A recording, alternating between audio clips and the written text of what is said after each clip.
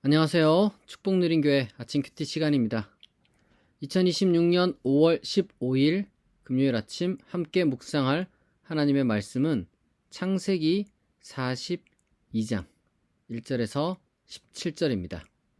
제가 낭독합니다. 그때 야곱이 애굽에 곡식이 있음을 보고 아들들에게 이르되 너희는 어찌하여 서로 바라만 보고 있느냐? 야곱이 또 이르되 내가 들은즉 저 애굽에 곡식이 있다 하니 너희는 그리로 가서 거기서 우리를 위하여 사오라.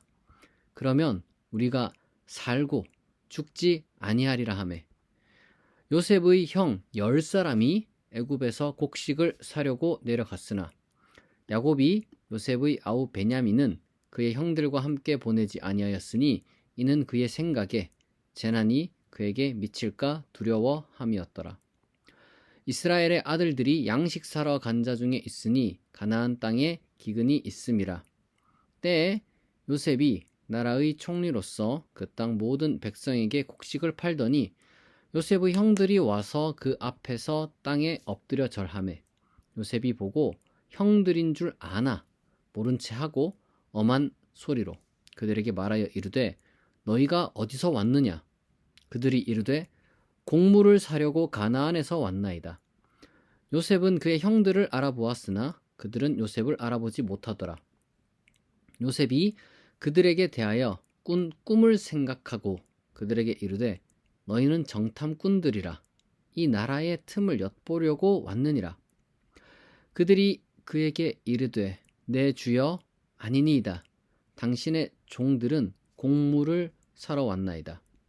우리는 다 한 사람의 아들들로서 확실한 자들이니 당신의 종들은 정탐꾼이 아니니이다. 요셉이 그들에게 이르되 아니라 너희가 이 나라의 틈을 엿보러 왔느니라. 그들이 이르되 당신의 종 우리들은 12 형제로서 가나안 땅 한 사람의 아들들이라. 막내 아들은 오늘 아버지와 함께 있고 또 하나는 없어졌나이다. 요셉이 그들에게 이르되 내가 너희에게 이르기를 너희는 정탐꾼들이라 한 말이 이것이니라. 너희는 이같이 하여 너희 진실함을 증명할 것이라. 바로의 생명으로 맹세하노니 너희 막내 아우가 여기 오지 아니하면 너희가 여기서 나가지 못하리라. 너희 중 하나를 보내어 너희 아우를 데려오게 하고 너희는 갇혀 있으라. 내가 너희의 말을 시험하여 너희 중에 진실이 있는지 보리라. 바로의 생명으로 맹세하노니 그리하지 아니하면 너희는 과연 정탐꾼이니라 하고 그들을 다 함께 3일을 가두었더라. 아멘. 오늘 본문은 이 파라오가 그렇게 이제 꿈까지 꿔가면서 우려했던 이 극심한 기근 속에서 이 야곱의 가문 역시 이 생존의 위기를 느껴서 그의 아들들이 이 곡물을 사기 위해 이집트를 방문했다가 요셉과 마주하게 되는 이 본격적인 요셉 인생 후반부의 첫 장면을 담고 있습니다. 우선 야곱 가문 야곱부터 좀 살펴보도록 하겠습니다. 우리가 이 신앙을 가진 사람이라 할지라도 제가 반복해서 드리는 말씀이지만 하나님을 믿어도요. 하나님을 잘 믿어도 자연재해나 역사적 위기를 피해갈 수 없다는 걸 기억해야 합니다. 성경은 요셉에게 이제 좀 이야기를 진행하는 동안 집중해서 야곱의 어떤 집안 혹은 뭐 야곱의 부족에 대해서는 뭐 이제 어떤 일을 겪었는지 별다른 이야기를 전해주진 않잖아요. 그들이 뭔가 특별히 눈에 띄는 큰 잘못을 저지르지 않았음에도 불구하고 어쨌거나 그들은 생존의 위기를 지금 마주하게 된 겁니다. 그러니까 우리가 이제 이럴 때 내가 뭔가 특별히 잘못한 게 없는데 뭔가 이제 위기의 어떤 그 순간을 맞이하게 되면요. 사람 마음이 참 막 비논리적으로 이제 막 작동을 해요. 감정이 사로잡히니까 갑자기 막 하나님 원망하거나 뭐 신세 한탄하거나 아니면 뭐 자책하거나 뭐 그렇게 막 인간이 되거든요. 뭐 합리적인 게 아니죠. 근데 뭐 사람이라는 게 그렇다는 거예요. 그러나 뭐 그럴 수 있습니다. 사람은 이제 그럴 수는 있는데 중요한 건 그게 우리의 마지막 마음가짐과 행동이 되어선 안 된다는 겁니다. 야곱은 뭐 늙어서 이제는 뭐 거동하기 어려울 거 아니에요. 그래서 이제 힘이 있는 자기 아들들을 향해서 이 가문과 부족 전체를 살리기 위해서 이집트로 내려가서 곡물을 구해오라고 강하게 명령합니다. 이 야곱의 이 아들들을 향한 명령을 우리가 좀 이렇게 참 잘 생각해 볼 필요가 있어요. 저는요, 뭐 오늘날 한 사람 한 사람도 참 힘들고요. 이 대한민국 이 사회도 참 힘들고요. 더 나아가 이 국제사회 전체가 얼마나 힘든지 잘 알고 있습니다. 뭐 급격한 기술 발전 문제도 있고요. 뭐 기후 위기도 있고요. 그리고 뭐 이제 뭐 전쟁 문제도 있고요. 그리고 국제사회의 어떤 그 질서라는 어떤 그런 문제도 있고, 뭐 하여튼 복합적이죠. 그러나 여러분, 그럴 때일수록 우리는 각자 자리에서 할 수 있는 일을 해야 됩니다. 그저 뭐 어떻게든 되겠지, 누군가 해주겠지 하고 주저앉아 있는 것은 적어도 아직 힘이 남아있는 사람들의 태도는 아니에요. 그런 사람들이 취해야 하는 올바른 태도는 아니라는 거죠. 물론 모두가 그렇게 할 수는 없어요. 예를 들어서 야곱처럼 기력이 다한 사람이 있을 수 있습니다. 그리고 또 베냐민처럼 연약한 사람도 있습니다. 그런 사람들 모두에게 하는 말이 아니라 오히려 그런 사람들을 위해서 아직 힘이 남아있는 사람들이 있다면 마땅히 조금 더 평소보다 한 번 더 움직여서 공동체의 연약한 구성원들을 지키기 위해서 힘을 내야 합니다. 그게 여러분 그리스도인의 삶의 자세라는 거죠. 다른 한편으로 우리가 요셉의 입장을 좀 살펴보도록 하겠습니다. 이제 야곱의 명령에 따라서 이제 요셉의 형들이 이집트로 이제 곡식을 구하러 왔죠. 그런데 이제 그들은 이 이집트 제국의 곡물을 관리하는 이제 최종 결정권자가 자신들이 한 20년도 전에 팔아넘긴 동생이라고는 꿈에도 생각을 못했을 거예요. 하지만 요셉은 어떻게 그 얼굴을 잊겠어요. 이 성경이 침묵하고 있기 때문에 요셉의 마음이 뭐 정확하게 어떠했는지 우리는 뭐 알 수가 없습니다. 다만 요셉의 행동들을 보게 되면 굉장히 좀 뭐랄까 참 복잡해요. 우선 요셉은 그들이 누군지 다 알잖아요. 자기 형들이라는 걸. 근데 이제 마치 양식을 구하러 온 척하는 뭐 어떤 모종의 적국의 정탐꾼으로 몰아세우면서 그들을 가두어 버립니다. 형들이 정탐꾼이 되었구나 이렇게 생각한 게 아니겠죠. 당연히 아닌 거를, 정탐꾼이 아닌 거를, 스파이가 아닌 걸 알았음에도 그렇게 한 거예요. 그렇게 이제 요셉이 자기 형들을 딱 가둬 놓으니까 그 형들 입장에서는 자신들이 이제 정탐꾼이 아니다 이렇게 이제 해명하는 과정에서 뭐 시시콜콜한 이야기들 다 했겠죠. 자기 아버지 야곱 이야기, 막내 베냐민 이야기, 심지어 오래전 뭐 굳이 막 이렇게 잔인한 이야기까지 자신들의 치부를 막 다 드러낸 건 아니지만 어쨌거나 예전에 없어진 또 다른 형제 요셉 이야기까지 뭐 가족사를 낱낱이 다 털어놓게 됩니다. 뭐 가족사만 이야기를 한 게 아니었을 거예요. 그러니까 성경이 많은 부분을 원래 이렇게 압축을 하거든요. 특히 창세기가 참 그런 부분들이 더 강한데 요셉 명령하에 이집트 관리들이 그들을 철저하게 신문했을 것이라는 그림은 충분히 우리가 이제 그려볼 수가 있는 겁니다. 그럼 요셉이 왜 이렇게 했을까? 아마도 뭐 여러 가지 이유가 있었겠죠. 뭐 이제 뭐 당연한 그런 절차는 당연히 필요한 거고요. 무턱대고 그냥 불려줄 수는 없었겠죠. 그런 어떤 신원 절차가 이제 확실하게 이제 필요했을 텐데, 뭐 일단은 일반적인 절차도 있었겠지만 요셉이 그렇게 한 것은 아마도 자신이 가장 궁금했던 친동생 베냐민의 안전을 확인하려는 의도가 가장 중요하게 거기에 포함되어 있었을 겁니다. 어쨌거나 뭐 곡식을 빌려야 되는 입장에서 굳이 불필요한 이제 거짓말을 할 이유가 없었던 그 형들이기 때문에 요셉은 그걸 듣고 어쨌거나 이제 잠시나마 이제 안도했고, 이제 베냐민을 일단은 만나고 그 다음을 고민하기 위해서 이제 그들을 가두어 두었다. 이게 이제 오늘 우리가 읽은 이제 성경 본문의 이제 우리가 오늘 묵상할 본문의 이제 마무리입니다. 요셉을 다시 한번 우리가 보게 되면, 요셉이 이제 어쨌든 이집트에서 드디어 새 출발을 했단 말이에요. 자기 아들 이름도 므낫세, 에브라임. 그러니까 과거를 잊고 새 출발을 한다. 이렇게 이제 딱 그 아들 이름을 통해서 그럼 마음가짐이라고 해야 될까? 이게 딱 이렇게 보여줬잖아요.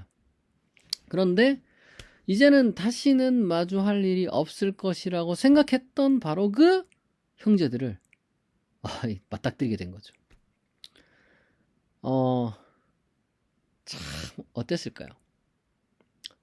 요셉과 같은 일을 겪고 이렇게 완전히 어떻게 보면 이제 그 형세가 역전된 상황에 놓여 있잖아요. 그러니까 요셉이 이제 꿈 생각이 났다고 하잖아요. 성경을 보니까. 그러니까 이렇게 되면은 많은 사람이 아마 복수를 선택했을 겁니다. 뭐 요셉도 복수하고 싶지 않았을까요? 다 잊고 지냈다고 여겼지만 안 보면 괜찮아. 안 보고 지내면 괜찮은데 얼굴 딱 보는 순간 5장 6부가 막 뒤틀리는 그런 게 느껴지지 않았겠습니까? 그러나 이 분노와 복수심이라는 거는 결국 우리 영혼을 파괴하는 거예요. 요셉이 분노를 느끼지 않았던 건 아니겠죠. 어마어마하게 분노했을 겁니다. 잊었던 감정이 막 올라왔을 거예요. 하지만 그는 그 감정을 다스렸던 거죠. 여러분, 분노가 일어나는 거는 그게 뭐 죄가 아니고 미숙한 것도 아니고, 여러분, 그건 인간으로서 지극히 자연스러운 반응이에요. 감정은 그걸 어떻게 막아요. 그러나 그 감정에 완전 내가 빠져들어가지고요, 감정을 다스리지 않고 복수까지, 내가 힘이 있으니까 뭐 없는 힘도 막 짜내가지고 뭐 복수할 수 있는 게 인간이잖아요. 그렇게 하는 건 전혀 다른 문제입니다. 당연히 여러분, 나를 망가뜨린 사람에게, 내 인생 망친 사람에게 막 2배, 5배, 10배로 갚아주고 싶은 게 사람 본성이죠. 근데 중요한 건 이거예요. 그렇게 내가 복수를 하면, 그래서 우리의 영혼과 삶이 진정으로 보상을 받느냐? 아니라는 거예요. 오히려 그 과정에서 우리는 더 많은 것을 잃게 될지도 모릅니다. 저는 요즘 우리 문화가요, 참 걱정되는 것 중에 하나가, 마치 우리 인생에는 뭐 복수와 용서라는 이 얄팍한 이분법밖에 없다. 우리가 복수할 능력이 없기 때문에, 현실에서는 또 복수하면 안 되기 때문에 그냥 적당히 용서를 타협하고 살아가자. 이런 좀 이상한 사상이 자꾸 이렇게 퍼져나가고 그런 것 같아요. 여러분, 복수할 능력이 있어도 그걸 하면 안 돼요. 그게 더 많은 것을 잃게 해요.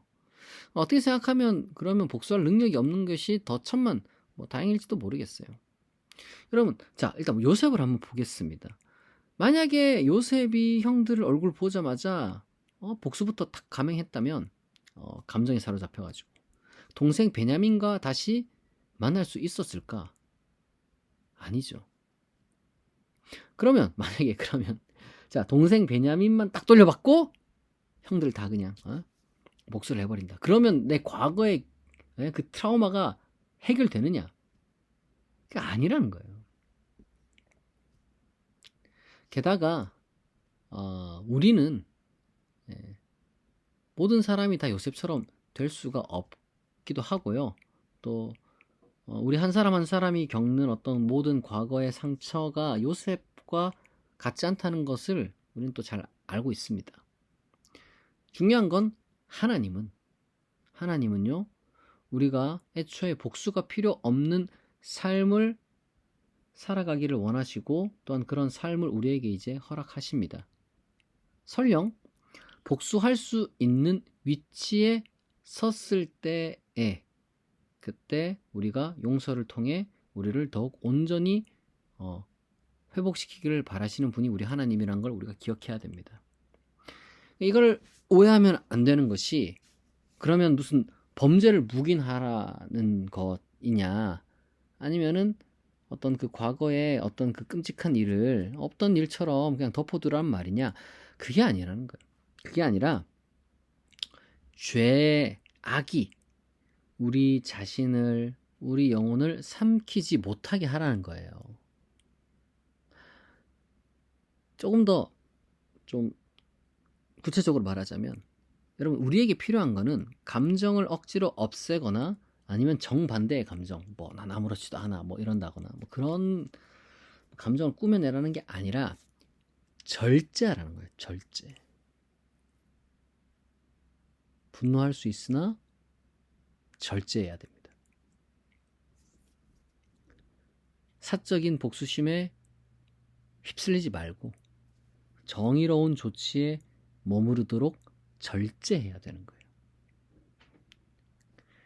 성령의 열매 중에 여러분이 절제가 있는 거는요, 그만큼 우리를 인간답게 만들어주는데 정말 필수적인 것이라서 그런 겁니다. 우리가 정말 어떤 상황 속에서도 우리가 마냥 관망하는 게 아니라, 또한 어떤 상황 속에서도 그저 폭발하는 것이 아니라 때로는 힘과 용기를 내고 때로는 절제할 수 있어야 할 것입니다. 이 시간 우리가 말씀을 생각하며, 그리고 또 각자 마음에 품고 있는 기도에 이런저런 제목들을 하나님께 아뢰며 약 3분간 같이 기도하겠습니다.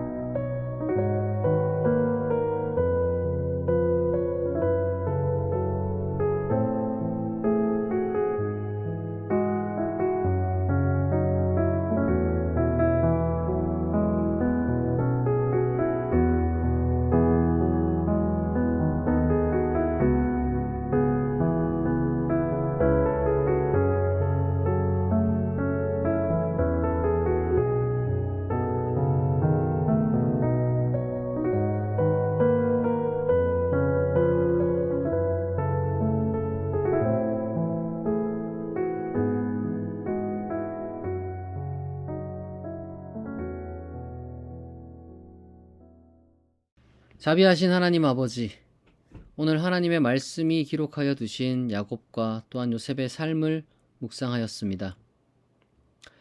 하나님, 우리가 피할 수 없는 기근과 시련이 닥칠 때 그저 절망하며 주저앉아 있지 않게 하옵소서.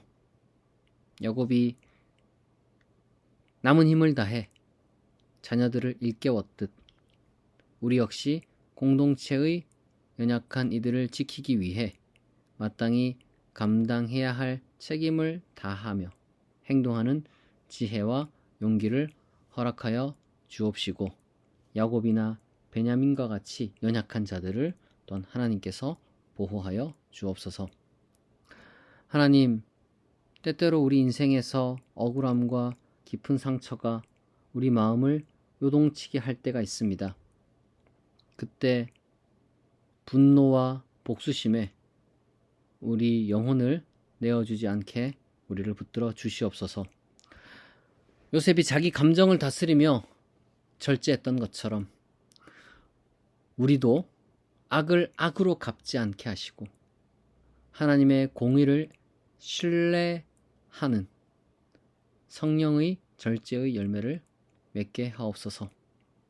과거의 상처가 오늘과 내일과 앞으로의 삶과 희망을 파괴하지 않도록 오직 하나님께서 베푸시는 참된 용서와 회복의 길로 우리를 인도하여 주옵소서. 하나님, 말씀을 의지하는 우리 성도들의 기도를 들어 주시옵소서. 그들이 간구한 것들에 하나님께서 가장 좋은 것으로 속히 응답하여 주시옵소서. 건강, 재정, 인간관계, 사업, 학업, 가족, 그리고 앞으로 세운 모든 계획이 주님 안에서 합력하여 선을 이룰 줄 믿습니다. 오늘도 우리를 지켜주시고 우리와 동행하시고 우리를 인도하시고 우리를 형통케 하실 줄 믿사오며 감사드리며 예수 그리스도의 이름으로 기도합니다. 아멘. 지금까지 축복누린교회 아침 큐티였습니다. 우리 큐티는 매주 월요일부터 금요일까지 오전 6시에 합니다. 이번 한 주간도 여러분 말씀 안에서 수고 많으셨습니다. 평안한 주말 보내시길 바라고요. 오는 주일에는 계속해서 이 주기도문 강의가 있습니다. 말씀을 사모하고 은혜 안에서 영혼의 회복과 또 성도의 교제를 나누기를 원하는 분은 11시 주일 예배에 참석하시기를 권면합니다. 오늘도 좋은 하루 되세요. 감사합니다.